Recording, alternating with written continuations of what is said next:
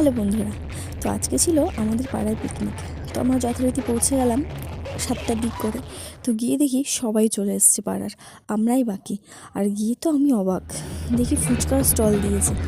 দেখে মনটা একদম খুশিতে ভরে গেল। ভাবলাম আজকে ফুচকা খাবো আনলিমিটেড। কিন্তু ওই খেতে পারলাম না 10টার বেশি, যা হয় আর কি। তো দেখো তোমরা, এখানে রান্নাবান্না সব কমপ্লিট, তো শুধু ভাতটা বাকি। আর এরপর শুরু হলো আমাদের নাচ।